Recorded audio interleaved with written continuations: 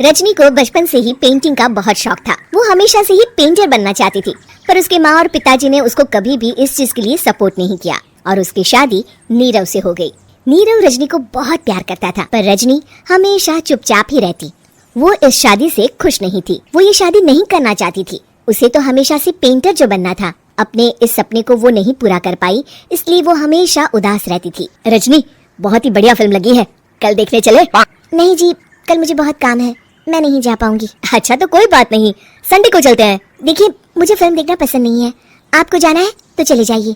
नीरव को मना करके रजनी वहाँ से चली जाती है और अपने बैग को खोलकर उसमें बंद पड़े ब्रश और कलर्स को देखकर रोने लगती है। रजनी, चलो ना कहीं बाहर खाने चलते हैं, कुछ तुम्हारी पसंद का। जी, मुझे नहीं जाना, मेरी तबीयत ठीक नहीं है। रजनी वहाँ से चली जाती है। नीरव को समझ नहीं आता कि रजनी उससे इतना दूर क्यों रहती है।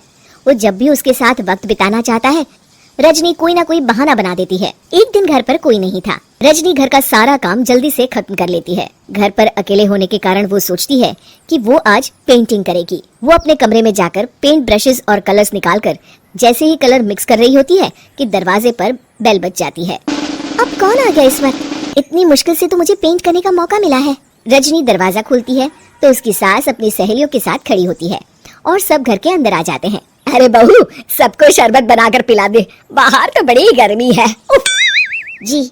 रजनी पेंट ना कर पाने से उदास हो जाती है। उसे गुस्सा भी आ रहा होता है कि उसने इस शादी के लिए हाँ क्यों कह दी। वो रसोई में जा रही होती है कि उसकी सास उसे रोकती है।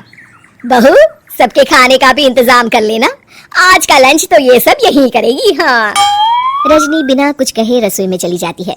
सबके लिए खाना बनाती है। सब खाना खाते हैं और रजनी घड़ी देखती है कि ये सब कब जाएंगे ताकि वो अपनी पेंटिंग कर सके। जब शाम होती है तब सब चले जाते हैं अपने घर। अरे बहू, सब तेरे खाने की तो बहुत तारीफ कर रहे थे, सबको बहुत अच्छा लगा खाना। आपको मुझे सुबह बताना चाहिए था ना कि आपकी सहेलियां आ रही है। पता भी है कितना वक्त लगा सारा खाना बनाने में। अरे बहू, तू ऐसे कैसे बात कर रही है मुझसे? तो और कैसे बात करूं? मैं इस घर की कोई नौकरानी नहीं हूँ कि इतना काम करूंगी। रजनी अपने कमरे में जाकर दरवाजा बंद कर लेती है। शाम को जब नीरव आता है तो उसकी माँ उसे पूरी घटना के बारे में बताती है। क्या रजनी ने आपसे इस तरह बात की माँ? हाँ, और पता नहीं उसे क्या हो गया है, शाम से बाहर भी नहीं आई है। मैंने तो कई बार आवाज दी, खाना भी नहीं खाया उसने। तू ही बात करके देख ले बेटा। नीरव अपने कमरे का दरवाजा खटखटाता है। रजनी, दरवाजा खोलो, मैं हूँ। रजनी दरवाजा खोलती है और फिर वापस जाकर अपने बिस्तर पर लेट जाती है। रजनी, माँ से बात करने का ये क्या तरीका है? मैंने कोई गलत बात नहीं की है। अरे तुम क्यों ऐसे बर्ताव कर रही हो सबके साथ? क्या तुम इस शादी से खुश नहीं हो? रजनी कुछ नहीं बोलती। अरे बताओ मुझे रजनी, क्या ये शादी तुम्हारी मर्जी के खिलाफ हुई है? हाँ, मैं ये शादी कभी नहीं करना चाहती थी। तुमसे क्या, मैं किसी से भी शादी नहीं करना चाहती थी। रजनी रोने लगती है। चुप हो जाओ रजनी, बताओ मुझे, तुम क्यों नहीं करना चाहती थी शादी? रजनी बेड के नीचे से अपने पेंटिंग्स, कलर्स, ब्रश, पेपर्स निकालती है। इतने में उसकी सास भी कमरे में आ जाती है। ये देख रहे हो, ये थे मेरे सपने।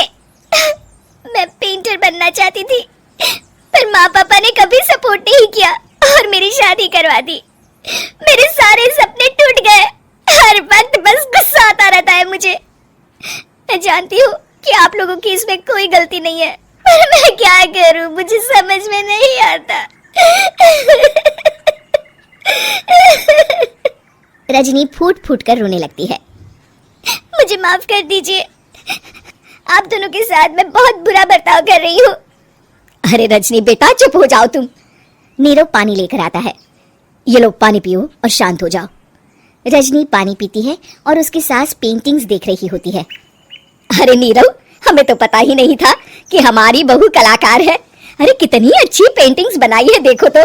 ये वाली तो मैं अपने कमरे में ले जाऊंगी। आपको ये पेंटिंग्स अच्छी लगी? अच्छी नहीं, बहुत अच्छी लगी। और तुमने हमें बताया क्यों नहीं?